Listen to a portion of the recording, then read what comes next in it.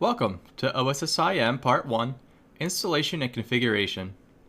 In this presentation, we'll be going over the course objectives, prerequisite tools you'll need to follow along, and a brief background of my professional work.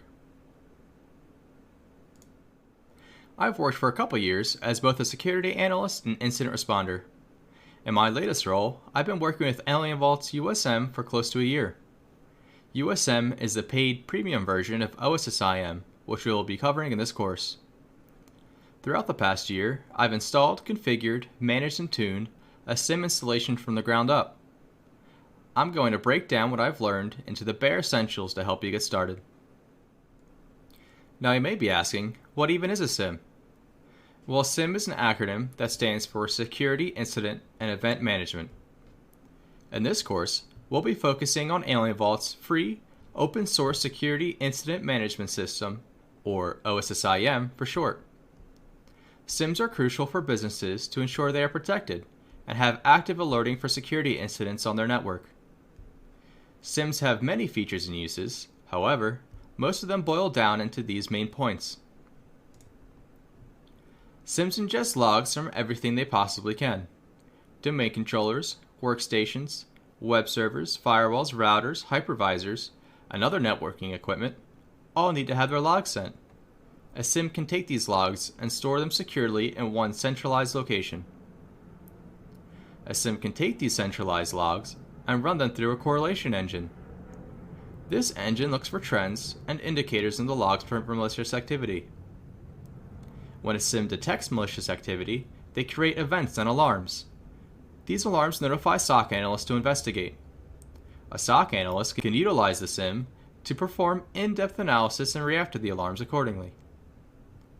These alarms, events, and logs can all be used for in-depth reporting and trending dashboards. These dashboards can help provide visibility into which machines are most often targeted, what offenders are most frequent, common attack types, and much more. Taking reporting a step further, some SIEMs feature compliance reporting. These audit reports can be ran and given to the auditor. If you ever went through an audit without automated reporting, you know how much time and headaches this can save. By the end of this course, you'll have a full understanding of what a SIEM system is. Whether you go with AlienVault's OSSIM or another vendor, the main concepts are very similar. Just having experience working with one SIEM translates very well into learning another. You will also have a solid grasp on what it takes to set up an OSSIM installation. You will be able to look at a network diagram and know exactly where the OSSIM infrastructure will be best utilized and placed. Taking this a step forward, you'll be able to perform the server and sensor installations. I'll be walking you through the entire process from start to finish in my own virtual lab. You can follow along in the lab or create your own setup entirely. You'll learn how to send logs to OSSIM sensors. Logs are the lifeblood of a SIEM, and you'll want all the logs you can possibly get. Additionally, you'll learn how to install host intrusion detection agents onto a machine through the use of OSSEC. Once you get the servers installed, you'll be able to go into the configuration settings and know how to set everything exactly to your liking.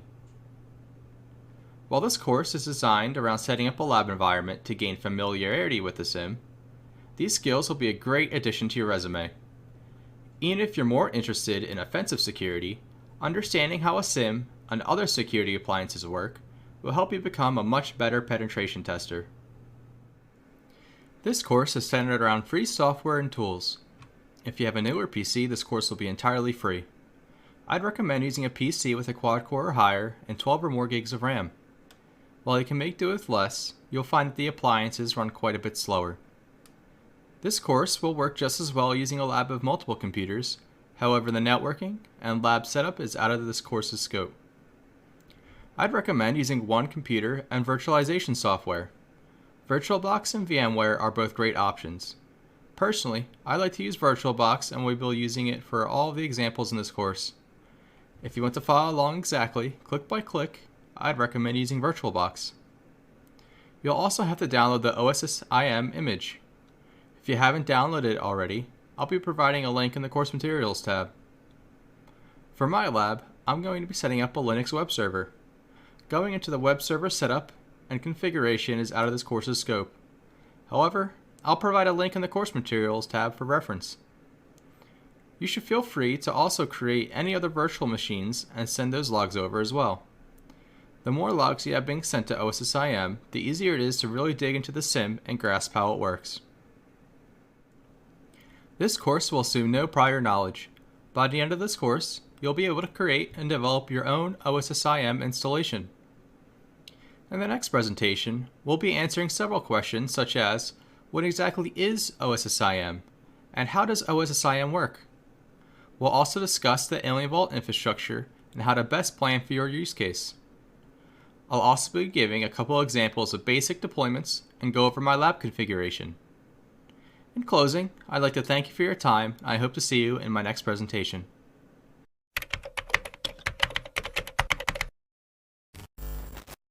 Welcome to our video on OSSIM Architecture Fundamentals. The objectives for this video are to go over some glossary terms, view some of OSSIM's main open source components, view a couple different deployment architectures, look at rationale for single versus multi-sensor deployments, and we're going to go over my lab overview. To start, you'll see the three main components of AlienVault: a server, a sensor, and a logger. These can either be separate machines or all combined into one machine, also known as an all-in-one solution.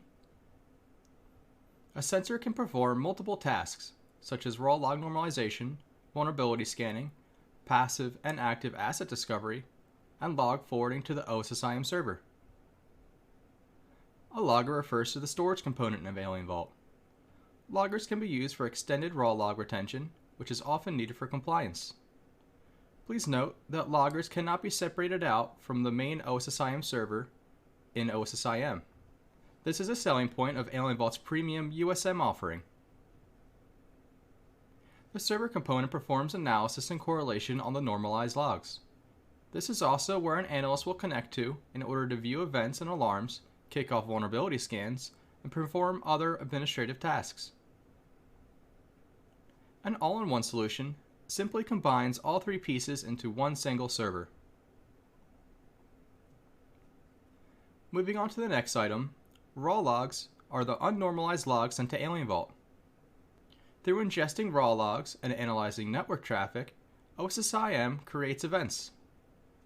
These are used for correlation and alarm generation. Alarms are triggered when certain event criteria are met. For example, a Windows failed logon might create one single event. But 3 of these events within 60 seconds might generate an alarm. These alarms prompt an analyst to perform further investigation. Moving on, a data source plugin is essentially a log parser. These are tied to specific services or devices, such as a Palo Alto firewall and syslog. These parsers help normalize the log data. Syslog is a standardized protocol to send log and event information. As an example, we're going to learn how to send system logs from a Linux web server to our OSSIM installation over syslog via port 514. OSSIM relies on many different open source programs, but here are some of the most notable. Each are worth researching into individually. You can install these programs in a lab environment to learn more about them without needing the overhead of a SIEM installation. As an example, you may want to learn more about how to operate OpenVAS. You can simply install OpenVAS on a separate virtual machine and perform some scans. This knowledge will transfer directly into utilizing OpenVAS in an OSSIM installation. Choosing a deployment setup relies on a couple factors. Firstly, if you need a network intrusion detection system at a remote branch, you're going to want a sensor on site with Suricata running. You also might want more than one sensor to help manage the load on the main OSSIM server. If you have a large corporate environment that is generating too many logs for your server to process, you can set up another sensor or two and have them take a bit of load off the server. Another factor to consider is OpenVAS. OpenVAS vulnerability scans can be performed through a specific sensor. This can help keep scans local to the target in question, which helps reduce bandwidth or connectivity limitations in more unreliable networks. Regarding a lab setup, you only need to have a single sensor. However, in this course, we're going to learn how to set up both a server and a sensor individually. This will help you learn to scale your lab as needed. Here is a pretty simplified example of a single sensor deployment. In this scenario, we have a network intrusion detection system monitoring the mirror port of an internal network. We have complete visibility into our internal network with only a single sensor. Making the scenario a bit more complicated, we can see a basic layout of a multi-sensor deployment. In this deployment, both the NA and EU sensors are collecting log information from their respective branches. Additionally, they are tied into the switches, providing network intrusion detection visibility for each site. Note that the server is not marked inside a specific branch. The server can actually reside in either the NA or EU branch in this scenario. Assuming that proper routing is in place, it doesn't matter where the servers and sensors are located. This can potentially provide quite a bit of flexibility as you're planning a deployment. Moving on to my lab setup, you can see the basic overview of what we'll be installing and configuring. While planning your own lab setup, I'd recommend documenting something similar. To start, we'll install an OSSIM server and sensor. I'll start from the very first initial step and not assume any prior knowledge. Even if you have never installed Linux before, you'll be able to follow along just fine. Once installation is finished, we will perform further configuration on our OSSIM virtual machines. This will allow the two to communicate with each other properly. Our next step will be installing our Linux web server, which will include a LAMP stack and open SSH server. Next, we'll be importing and updating our Kali VirtualBox image. Once that is completed, we'll have all our machines ready to go. Pushing forward, we can finish configuring our OSSIM installation. Our last step, we will be learning how to forward logs via syslog from a Linux server. We'll do this by sending all our locally generated logs from our Linux web server to our OSSIM installation. By the end of this course, you will have a fully functional AlienVault OSSIM lab setup. This can be a great environment to learn other skills, such as penetration testing or writing IDS rules.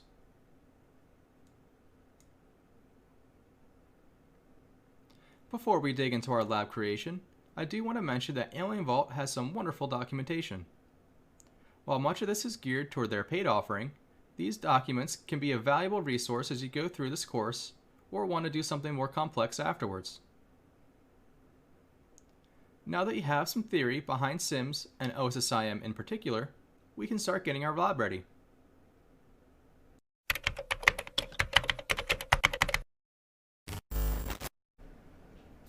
Hello, welcome to the next video.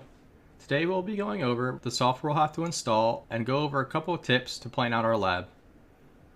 To start, go ahead and download VirtualBox. You can notice that they support many different operating systems and you shouldn't have a problem finding one that works for you. When it's installed, it should look something like this. Next up, go ahead and download the OSSIM image. They'll give you a prompt to join their community. If you don't want to receive any AlienVault related emails, go ahead and hit no thanks.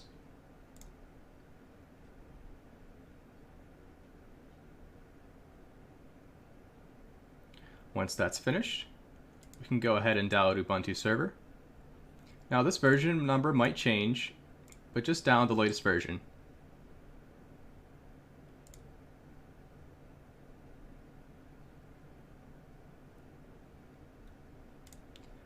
Next up is the Kali Linux install.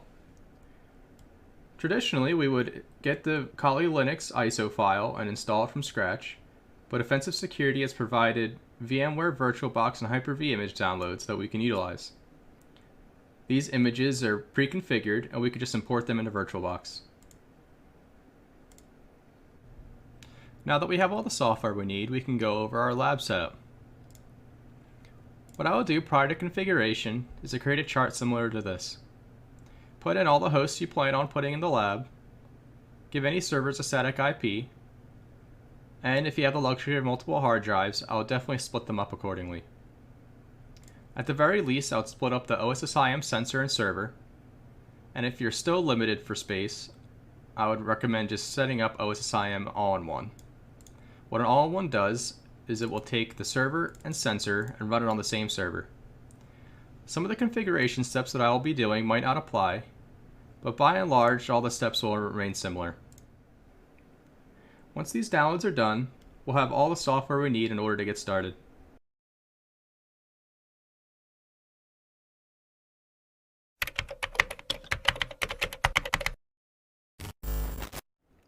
Hello and welcome to the next video.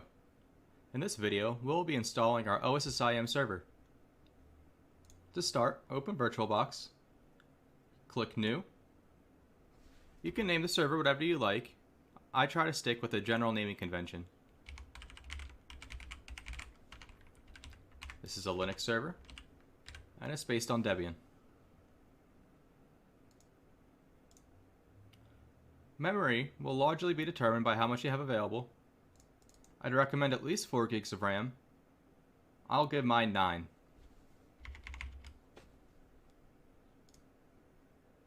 We're going to create a virtual hard disk, VDI image. By default, dynamically allocated is selected. We're going to switch this to fixed size. This helps with performance. Dynamically allocated, you assign a max value your VM can take up.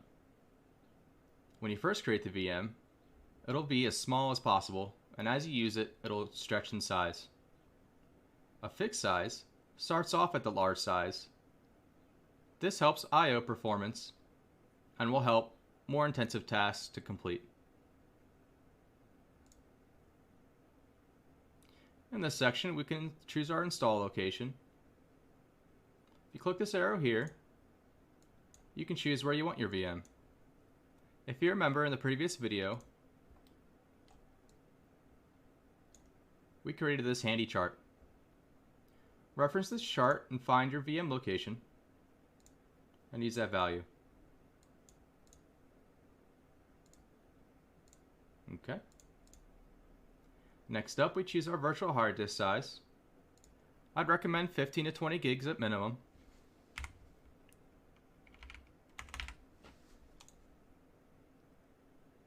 I'll give mine 25.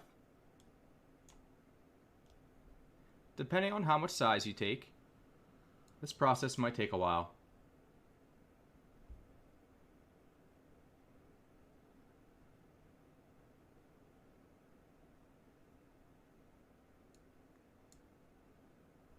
For the future, I'll be fast forwarding these parts so you don't have to watch a loading bar go up.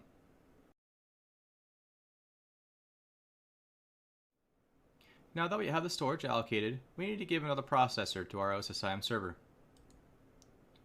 If you right click and hit Settings, you'll see all the settings available for our virtual machine.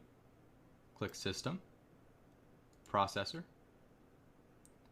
and here is what we'll give at least one more core to our machine. All the AlienVault OSSIM appliances require at least 2 cores to boot. If you have more cores, feel free to give your OSSIM server an extra core.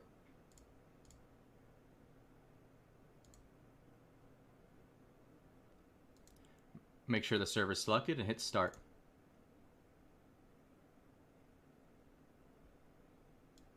You'll see a little pop-up. Click this arrow and navigate to the AlienVault OSSIM image.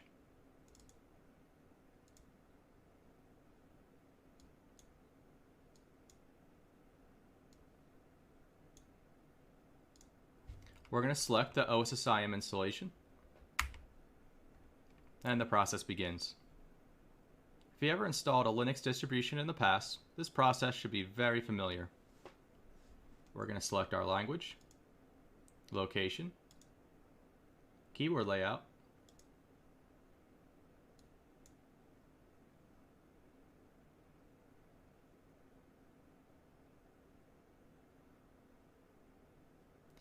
and again, any lengthy installation I'll be fast forwarding.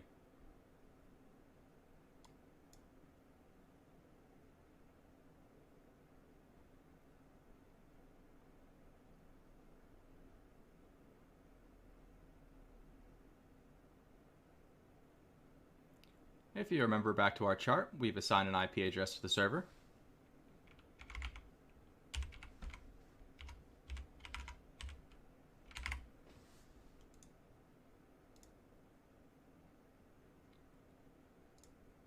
If you picked a normal IP addressing scheme, your subnet mask should be correct.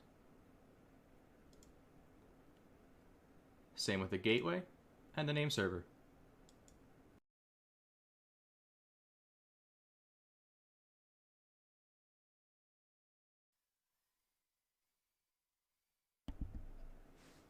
At this point, you can type in any root password you like. Ordinarily, I would recommend something complex, but in this lab environment, I usually try to make it pretty simple.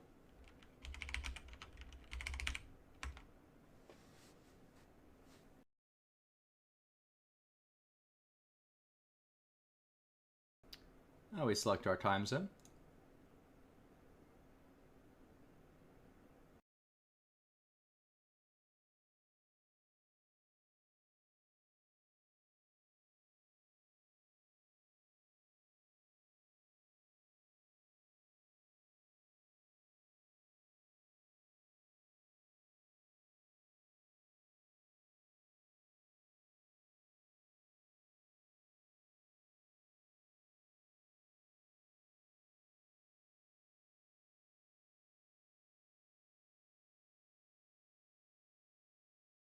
Now that we've finished our installation and the OSSIM server has rebooted, we can log in. This is the password that we set earlier in the installation.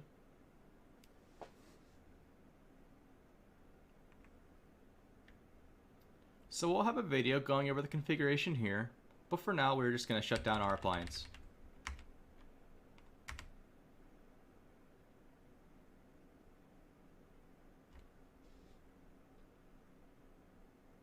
Now if you're impatient, you could shut down the VM through VirtualBox, but I've found that sometimes just closing it the way it's meant to be closed is beneficial.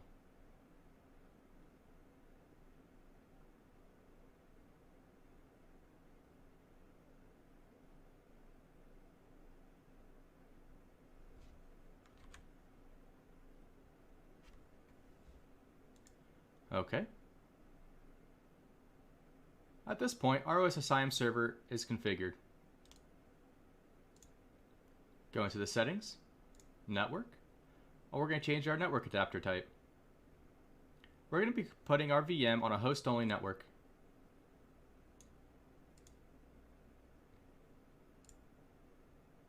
At this point, if you have an all-in-one setup, you're going to want to add another network adapter.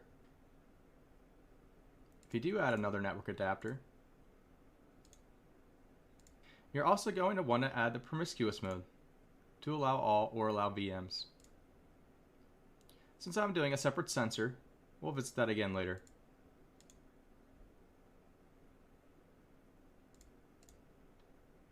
This concludes our installation of the OSSIM server. In our next video, we'll install our OSSIM sensor.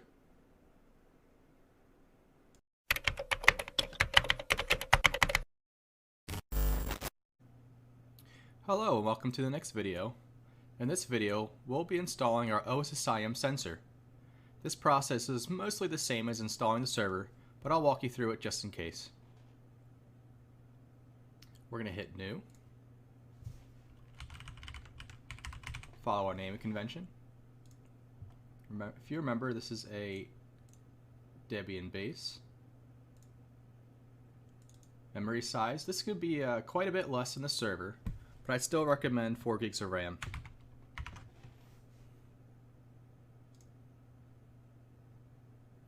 We'll create our virtual hard disk, VDI. Remember to make sure we click Fix Size. And again, referring back to our documentation, we can see that we want the sensor on a different drive than our server.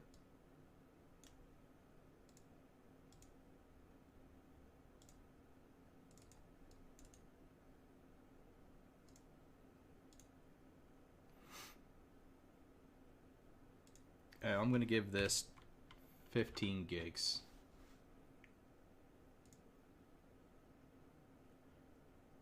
Remember, depending on how much space you give it, it could take some time. Usually anything below 20 gigs will get done pretty quickly.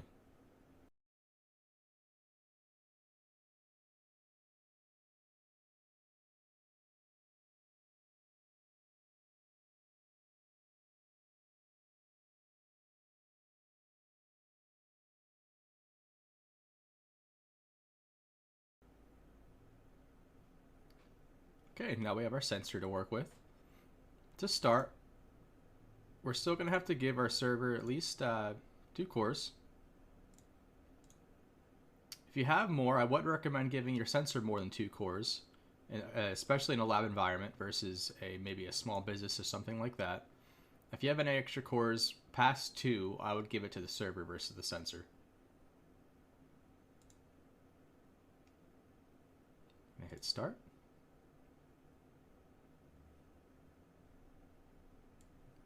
We're going to select our OSSIM image.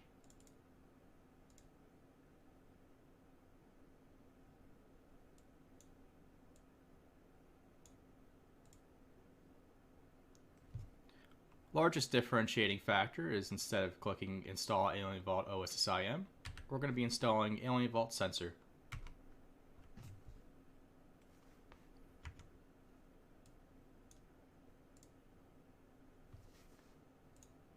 This part should be largely familiar.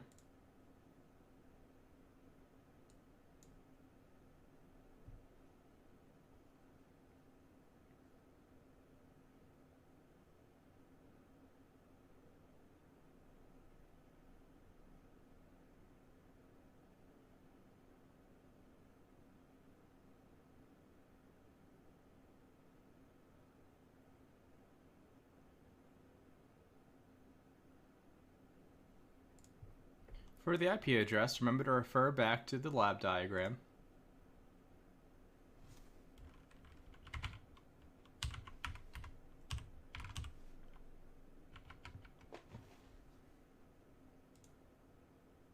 Net mask should be the same. Gateway should also be the same.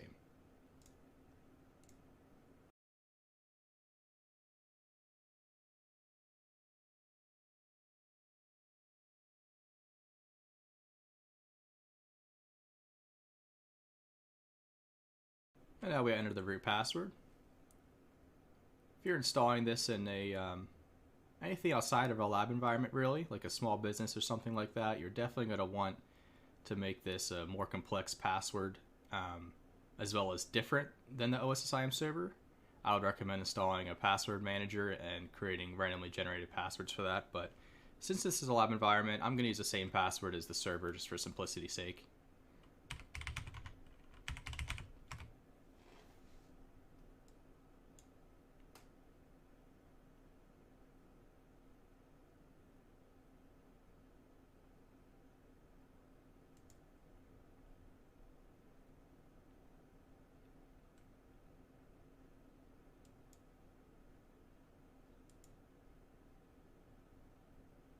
And time zone.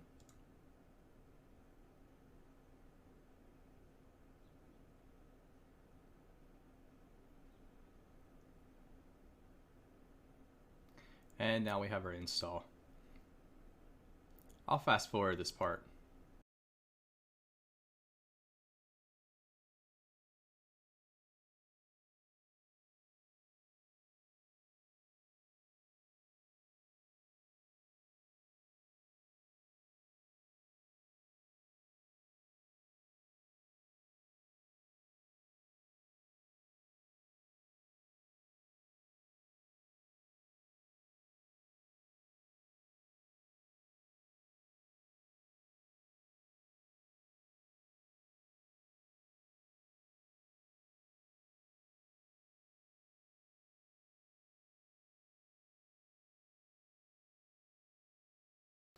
Okay, now that we have our sensor installed, we can go ahead and power down the VM for now.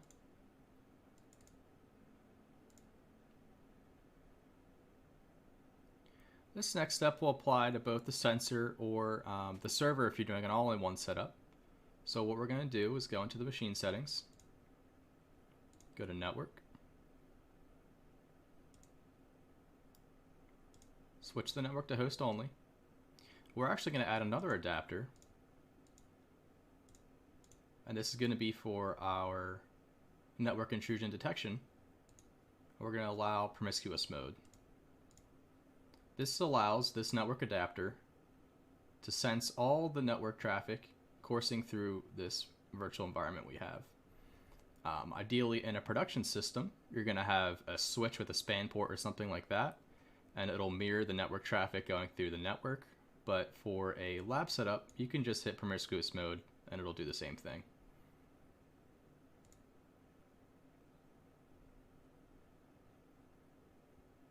And now we're done.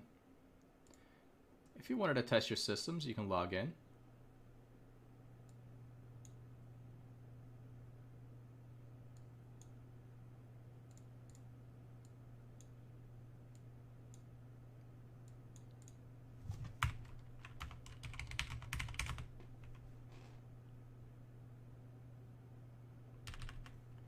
I usually like to verify connectivity between the two, so what you can do is jailbreak into one of the systems.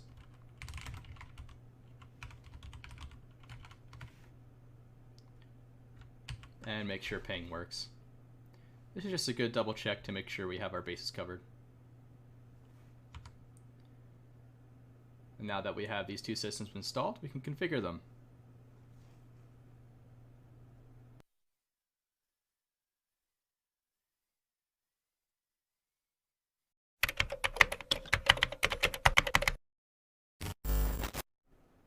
Hello and welcome to the next video in this course on OSSIM. In this video, we're going to configure our OSSIM server and our OSSIM sensor. To start, log into your server.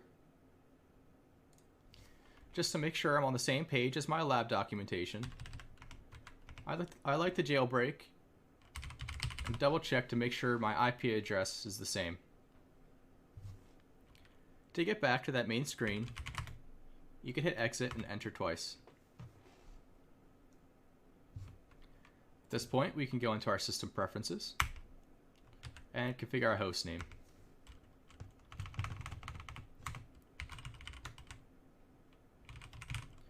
I usually configure the host name to be identical to the name of the VM I set up. Next, we can configure our data source plugins.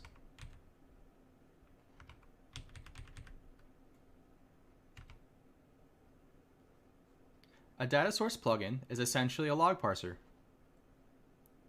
For every different type of device you plan on sending to your OSSIM server, you're going to want a data source plugin to correlate. For this lab environment, we're going to need syslog.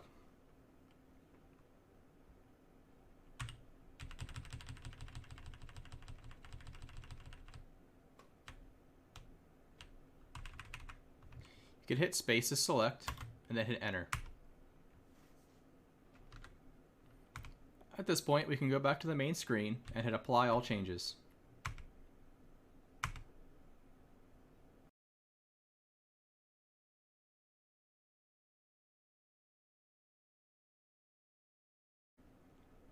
Next up is our OSSIM sensor.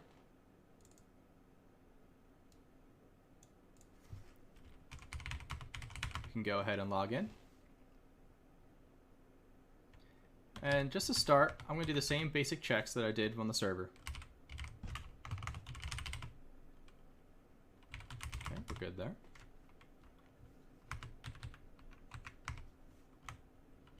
Now I'm going to change the host name.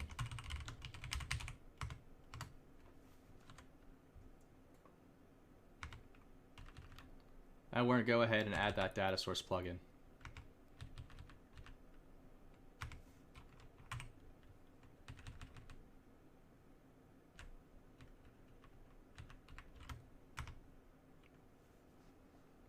At this point, the process was identical to the server. For every sensor, you're going to have to give a AlienVault server IP and framework IP. This tells the sensor where to send all the correlated events and logs it's gathering. In this case, this will be our OSSIM server.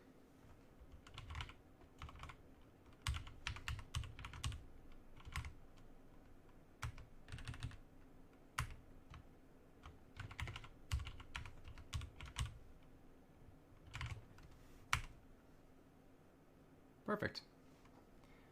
We have one task left, and that is to configure the network monitoring. We should already be on the screen, so we can go ahead and hit enter. At this point, the OSSIM sensor assumes that you want ETH0 as your network interface. But if you remember, we added an extra interface and added promiscuous mode to that one. So we're going to deselect ETH0 and add an ETH1. If you're unfamiliar with Linux, ETH0 is the default interface. Every interface you add after that will usually be ETH1, ETH2, etc. That's how we know that ETH1 is that extra added interface that we added for the promiscuous mode. We can hit OK. We can back out of this and apply all changes.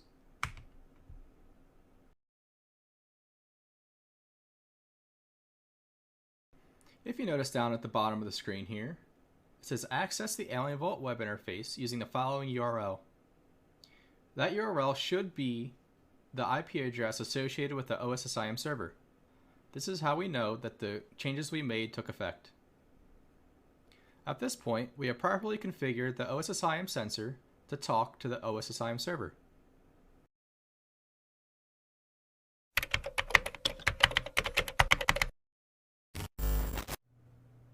Hello, welcome to the next video. In this video, we'll be installing our web server. To start, we're going to have to create a new virtual machine. Click New. You can call this whatever you want. I'm just following along with my documentation. It's going to be a Linux server and Ubuntu 64-bit. Good news about web servers is they really don't need a lot of RAM unless you have a very complex web application. If you're low on resources, you can drop this down to 512 megs of RAM, but I'm going to keep mine at 1024. We're going to create a virtual hard disk, VDI image, fixed size. I'm going to leave it at 10 gigs. And if you refer to your documentation, you can select the install path.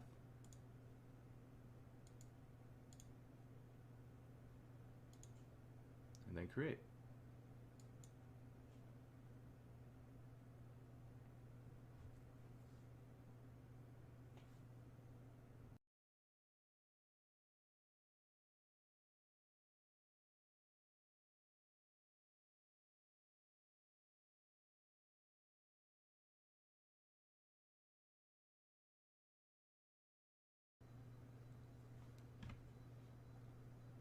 Okay, now that our virtual machine is created, we can hit start.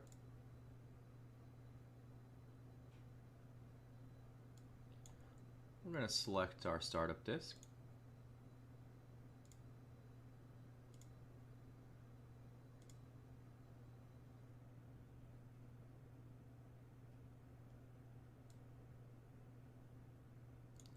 To make this a little easier to see, you can zoom in.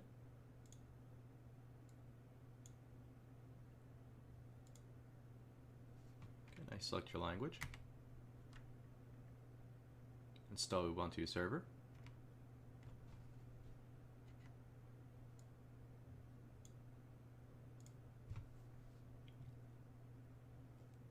Select a language, location, keyboard layout,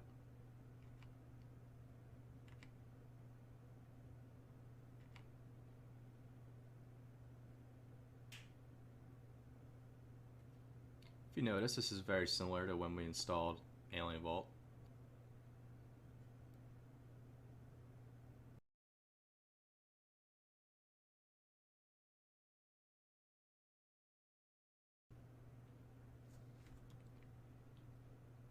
You can name this host whatever you want. I'm just going to follow along with my documentation.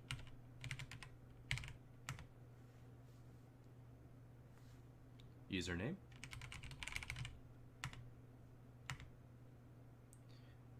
And our root password.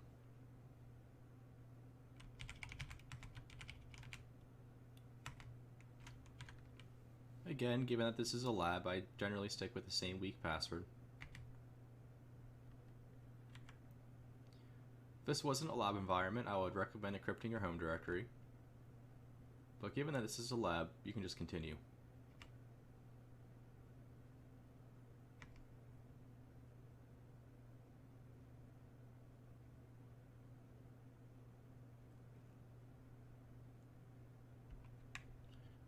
We're going to be using the entire disk.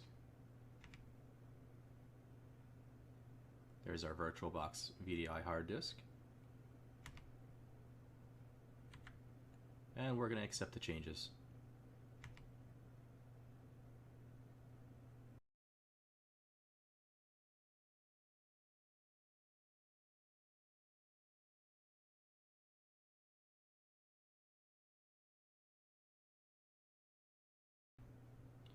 We're not going to be using an HTTP proxy.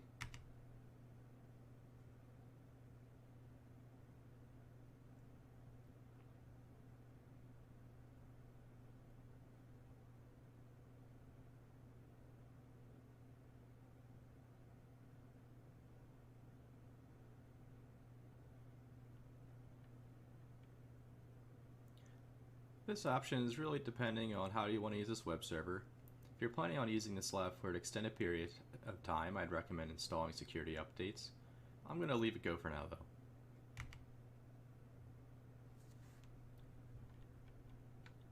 In this part, you can automatically install various Linux packages. We're going to be selecting the LAMP server. You can hit space to select. We're also going to be adding in an OpenSSH server. Hit enter to continue.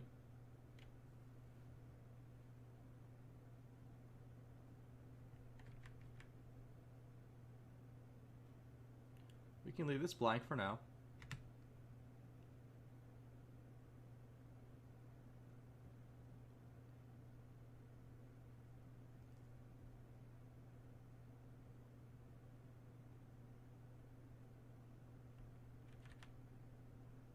Again, we're going to leave this blank.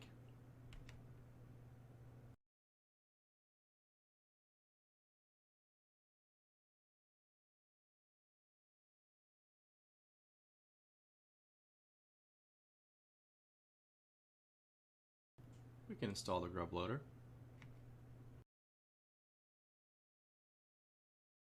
Now that the installation is complete, we can continue.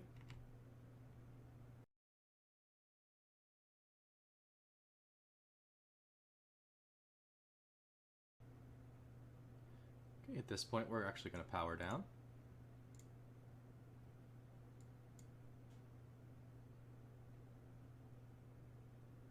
We're going to go into the machine settings, network. We're going to put this on the host only network.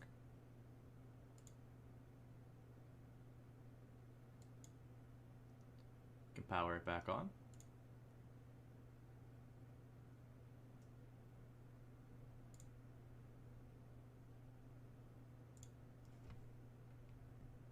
Hit enter.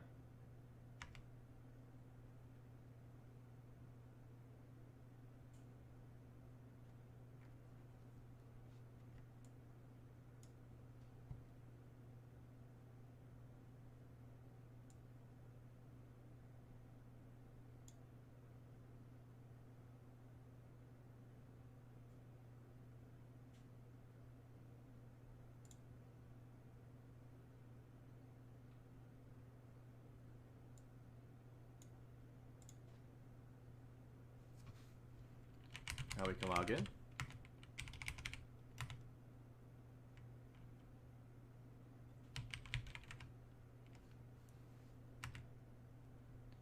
Our next step is giving this machine a static IP address. In order to do that, we have to edit the interfaces file, which is located in etc, network,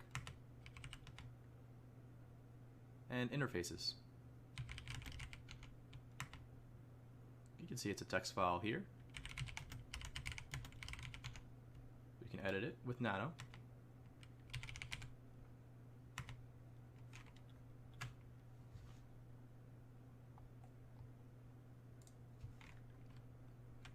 We have to go down to the bottom of the file.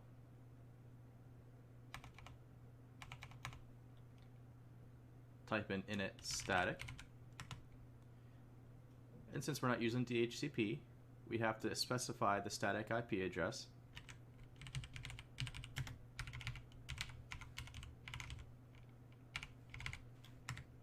This again should be in our lab documentation. What might not be in our lab documentation is the net mask.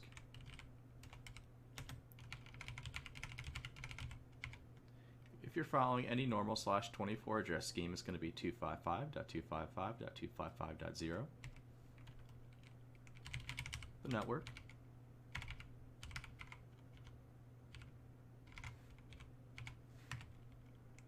The broadcast.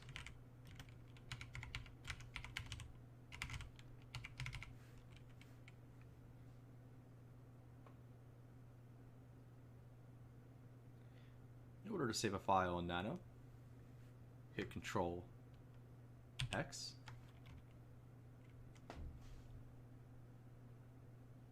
If you notice down at the bottom, Y to save, hit Enter to overwrite the file. You can type clear, that brings your prompt back to the top of the screen. To confirm the changes, we can cat the interfaces file, and we can see our changes were saved.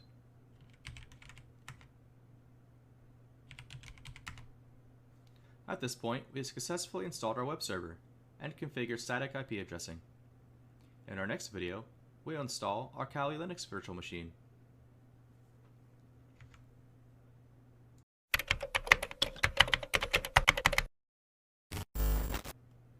Hello, welcome to our Kali Linux installation video.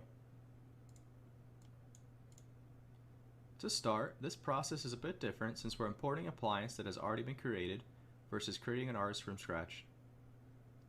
We're going to hit File, Import Appliance, and then navigate to our OVA file.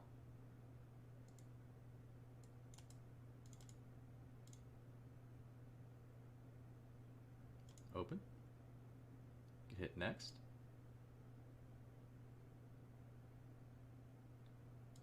We can continue, but I like to edit a couple settings here before continuing. Like making the name a little bit more simpler. At this point here, you can allocate more or less resources depending on how much you have available. I'm going to keep mine at 2 CPU cores. I'm going to bump my RAM up to 4 gigs.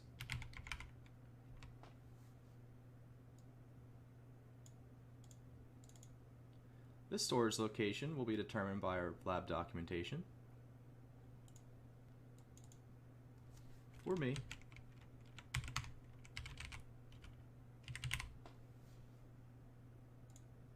I'm just going to put it on my D drive. Hit Import.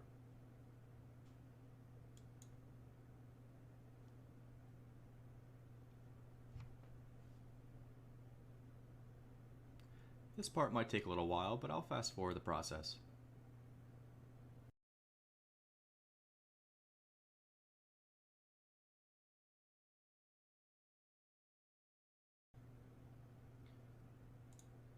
Now that our importation is complete, we can go to the machine settings. If you notice, by default, we have some invalid settings detected. To fix this, go to USB and drop down from USB 2.0 to USB 1.0. You may or may not have that error, but that is the solution for that specific error that I have.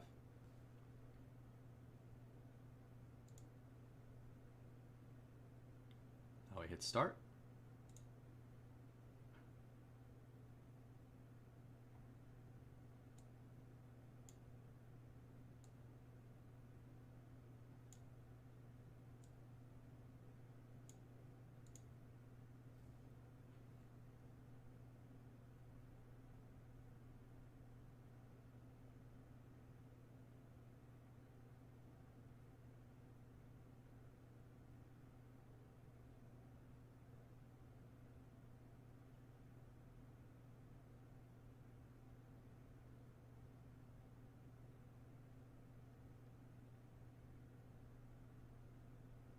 Once it's booted up, the default username is root, default password is Tor, T-O-O-R,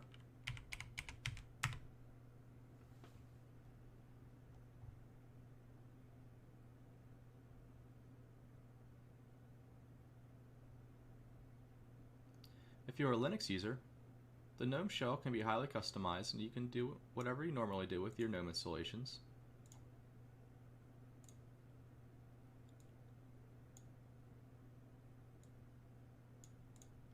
But first, we're going to update our machine. Sudo apt-get update, which updates our package list.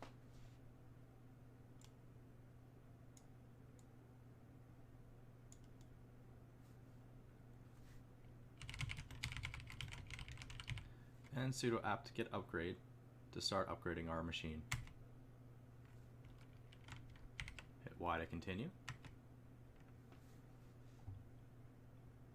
While it's running, I'm going to do a little bit of customizing.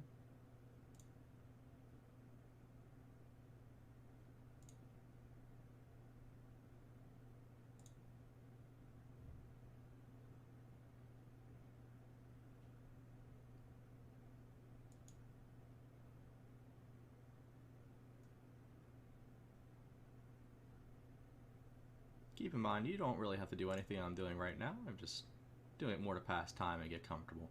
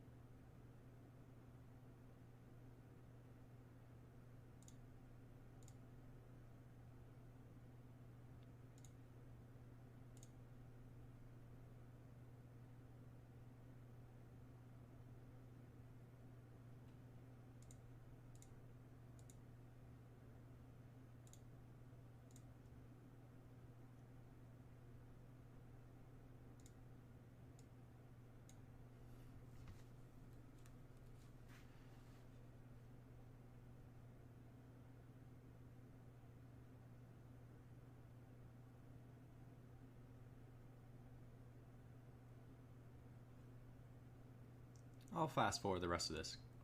Keep in mind, this can take quite some time.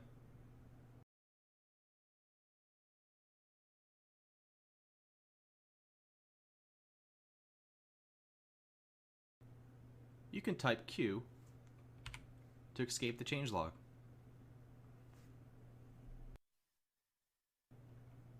At this point, it's asking us if we want Wireshark to allow non-superuser users to be able to capture packets.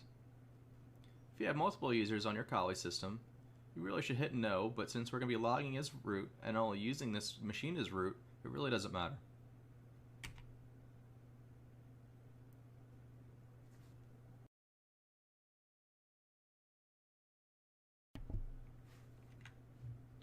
For this, we can hit yes.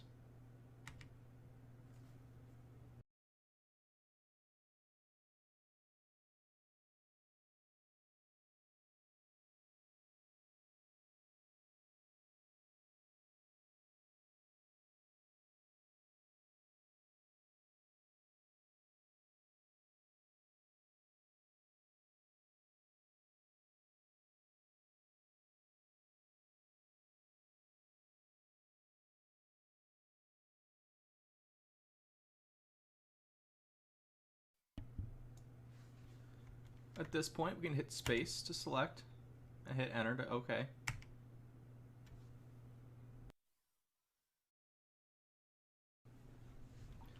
At this point, our Kali VM is complete. You can now power off the VM. Go into the machine settings. And set this to host only.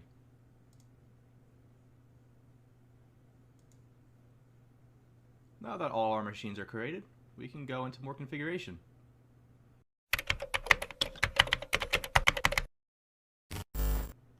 In this video, we will complete our OSSIM server configuration.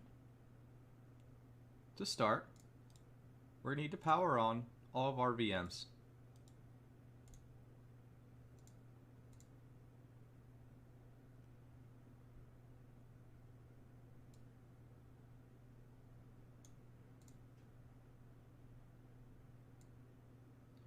This might take a little bit of time depending on your system.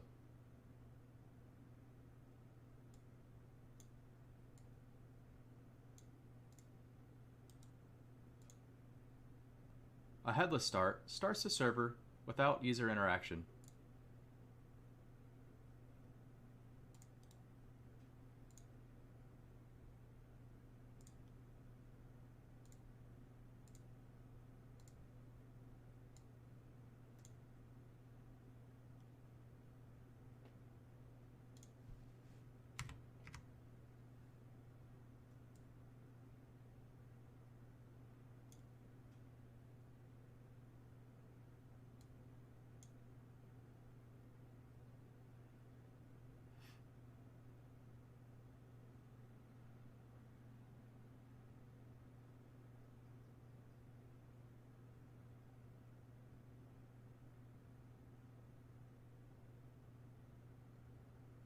To access the web interface, we'll be using our Kali machine.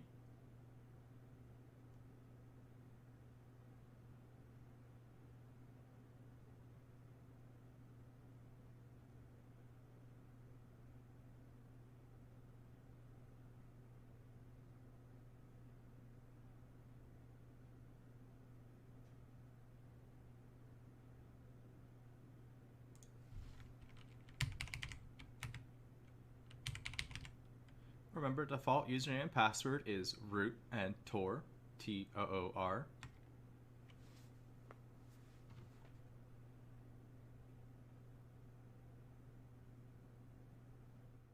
Now that we have all our VMs started, we can start working on our Kali box. To start, we can ping our other servers to make sure we have connectivity. That is our OSSIM server. This is our OSSIM sensor. And that's our web server.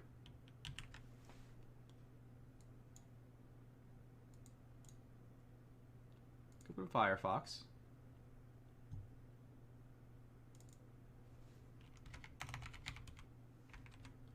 And navigate to our OSSIM server.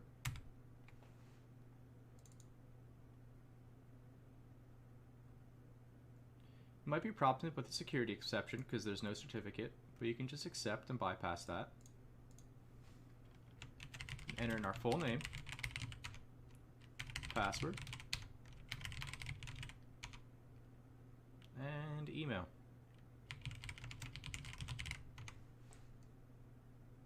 Given that there's no internet access, it really doesn't matter because it's not going to be sending any data to AlienVault.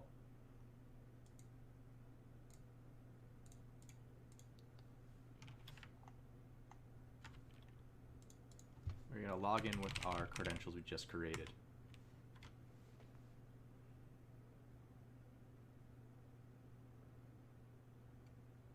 AlienVault OSSIM has a Getting Started wizard.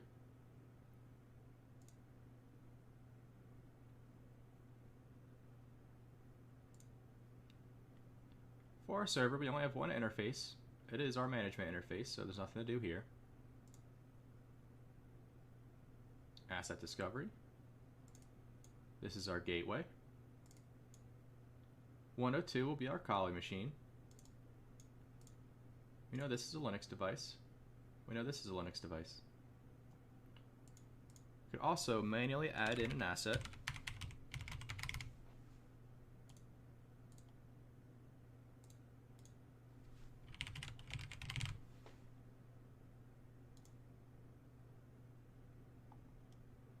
Hit next.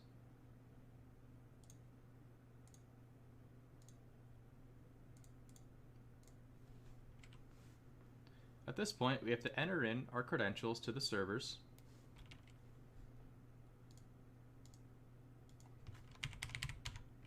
If you have a different set of credentials, you have to do them separately.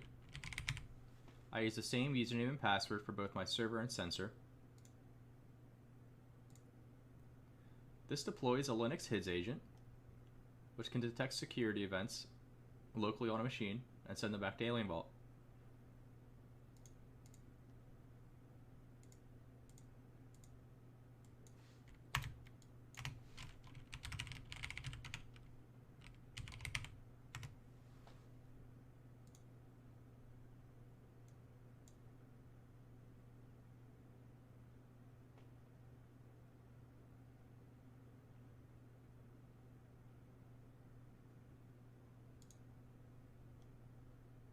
Once that's complete, we can hit next.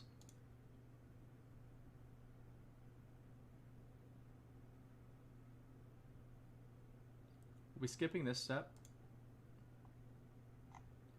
Ordinarily, if you're installing this in any kind of production environment or real use case, you're going to want to sign up for OTX. OTX is the AlienVault Open Threat Exchange, and it's a community resource where multiple vendors and community members post IOCs that AlienVault will actively scan for. Since this is a lab environment and we don't have internet access, we're going to skip this step.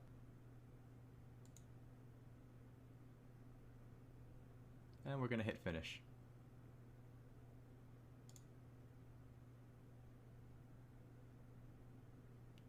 Then explore AlienVault OSSIM.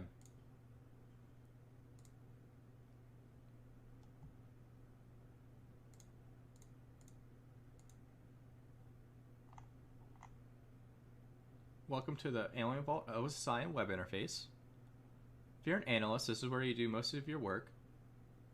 But for now, we have some more administrative tasks to do. We hover over configuration, you can go to deployment, sensors,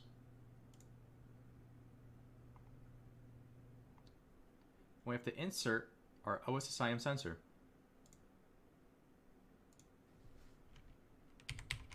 Enter in that sensor's password. Keep in mind, if this is different than the system you're on, you're going to enter in the password of the sensor and not the server.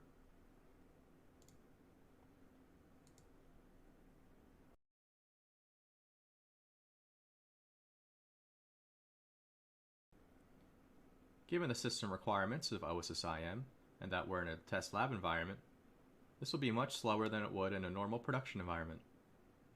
Okay, now that we have our sensor linked to our server, we can continue. We can go back to the AlienVault Center. Our next objective is to make sure our network intrusion detection system is running.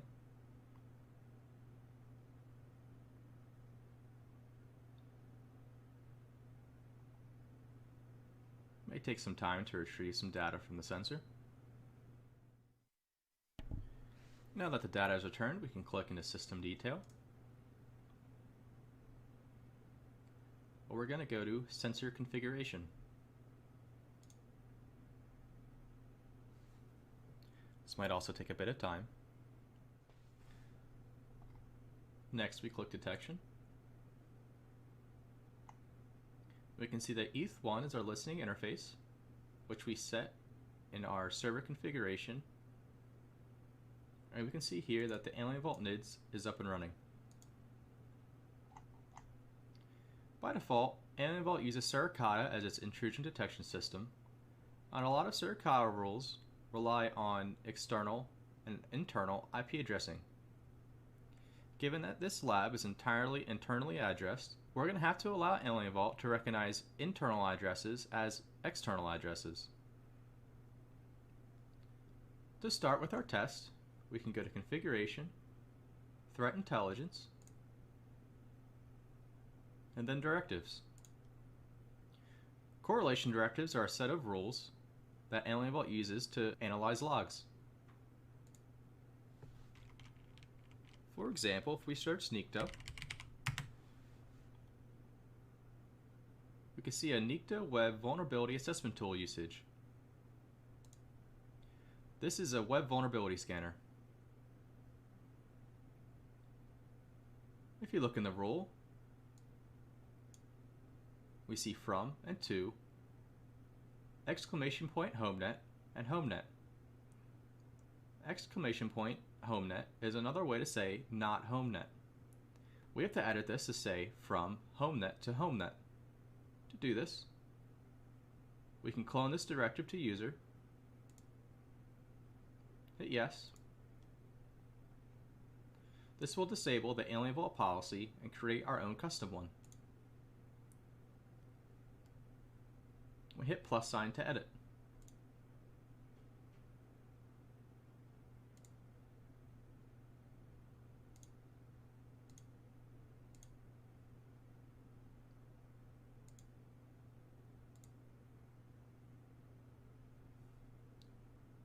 As you can see here, if we're making specific custom rules, you can select specific hosts and networks. For our case, we're just going to click HomeNet and click Modify. You can see that the exclamation point is gone, and we can reload the directive.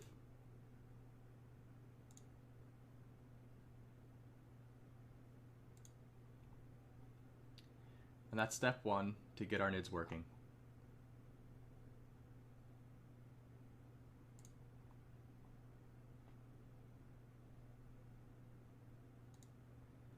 Step 2, we have to go into our OSSIM sensor, or if using an all-in-one solution, the OSSIM server.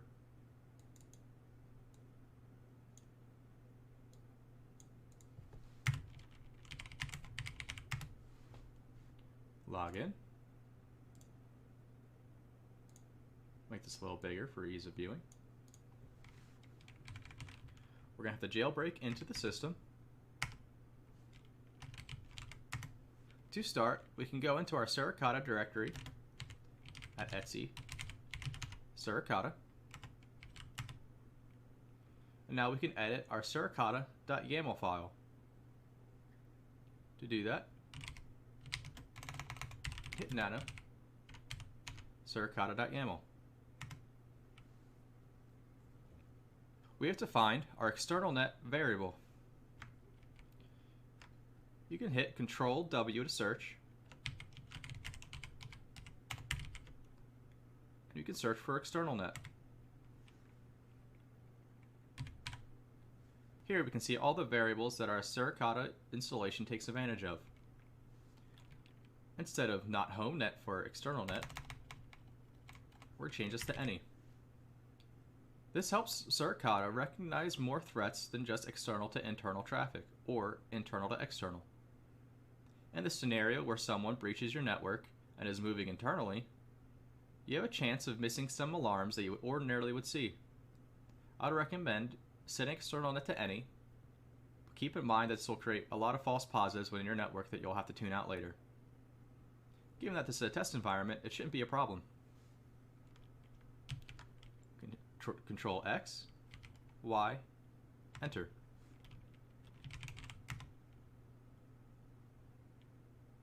Now that the file is saved, we have to restart our Suricata process. Typing in service, Suricata, restart.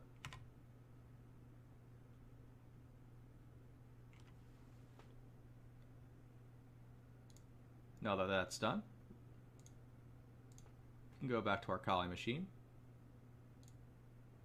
go to our Alarms tab,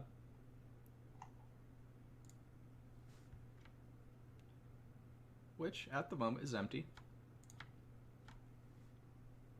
But we're going to change that. We can open up a terminal. By default, Kali has many penetration testing tools installed. One of these tools is Nikto. To scan our web server, we type in nikto-h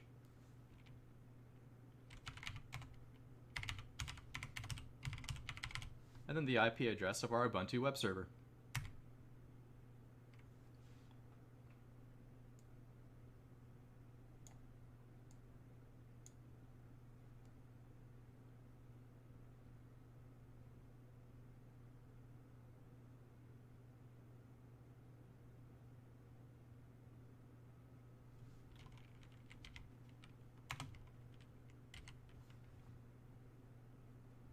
At this prompt, you can hit no. and our scan is complete.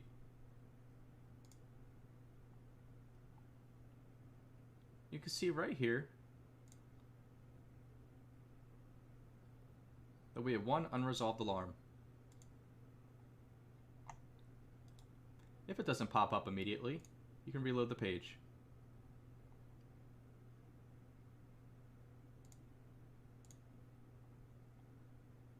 And here we can see our alarm.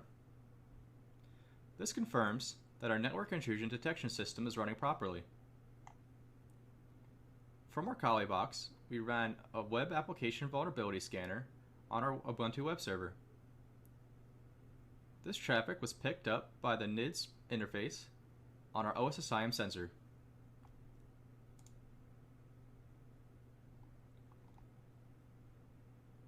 You can go into the alarm and see the exact event that triggered. We see our NICTO user agent.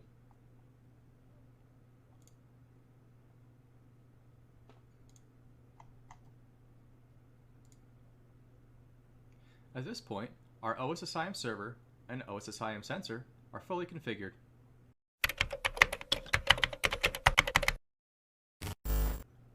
Hello, and welcome to our final configuration video. Our goal for this video is to enable syslog forwarding on our web server. To start, let's go into our web server and log in.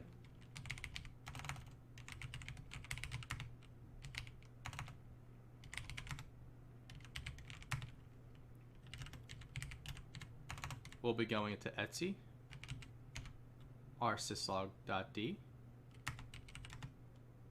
and we'll be editing the 50-default.conf file.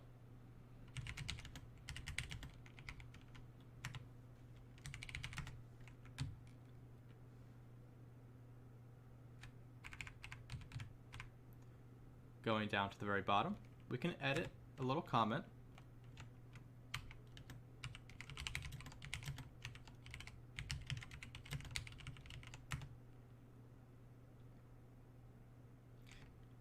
The first piece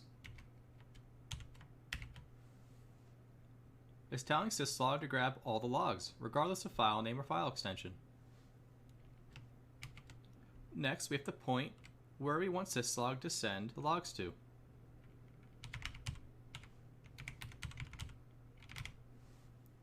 In my case, I'll be sending them directly to the OSSIM server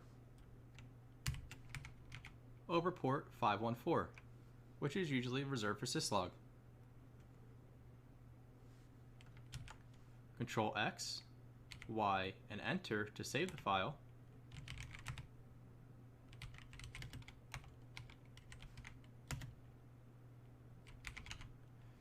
We could do a quick tail to make sure our file was saved.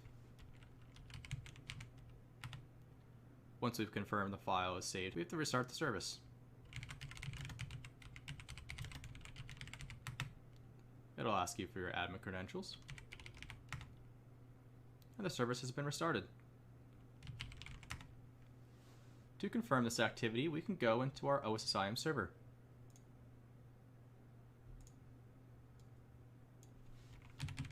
Jailbreak. We will be using a program called TCP dump. TCP dump allows us to monitor a network interface and a certain port for traffic.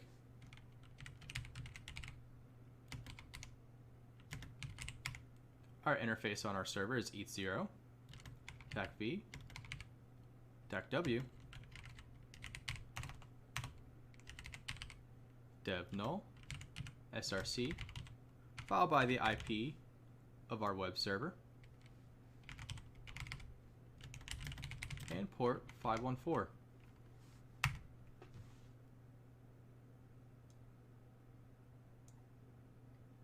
You can see got 0. This means that the OSSIM server has not received any logs yet. We can help this along. To get some logs going, we can go into our Kali machine, open up a terminal,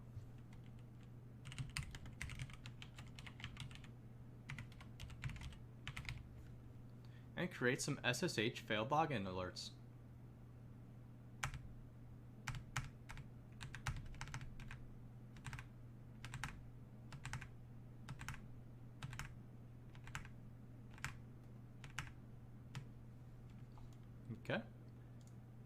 Going back to our server, we can see got 66. For a live example, we can go back to our web server and log on with the wrong password.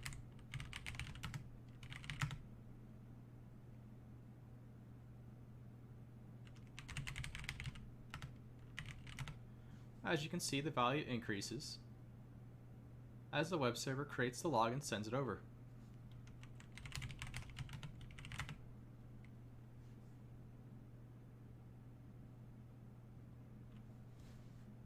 Perfect.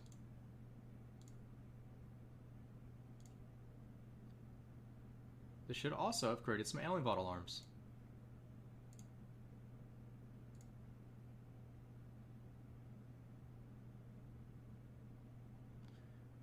Going into the alarms, we can see some SSH brute force activity sourcing from our Kali machine.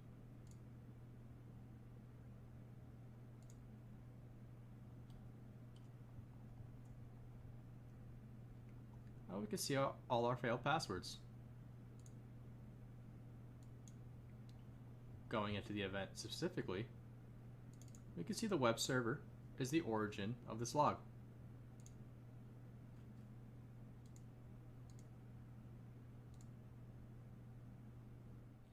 This concludes our video on how to forward logs over syslog to our OSSIM server.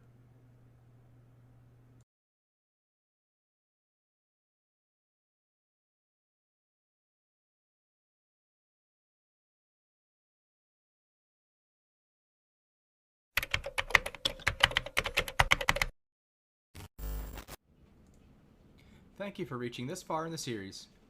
We've covered quite a bit of ground and learned how to set up your own SIEM installation. To summarize, we've learned how to install an OSSIM server and sensor. We've learned how to configure an OSSIM server and sensor via both the SSH view and web application view. We've learned how to set up a network intrusion detection system to capture and analyze live network traffic. We've learned how to install Kali Linux. And we've learned how to install a web server and forward system logs via syslog. At this point, you have a good lab to develop your skills even further. To get even more out of this course, you can take everything a step further. For a red team example, you can install Metasploitable on your web server and perform some penetration testing on the box from your Kali machine. While learning some offensive security, you can view how both the host intrusion detection system and network intrusion detection system handle the network attacks and exploits. To learn a bit more about networking, you can reconfigure the lab to work on different VLANs. You could then work on creating specific VLAN permissions to learn how VLANs can be used to help secure a network. Really, this OSSIM lab setup can complement any additional labs you want to pursue. In conclusion, I'd like to thank you for following along. For more great video content and tutorials, cyber.it and my personal site, alifesecure.com, are both great resources. If you have any questions or feedback regarding this course, you can email me via the contact form on my site. I hope you learned something valuable, and I wish you best of luck in your cybersecurity journey.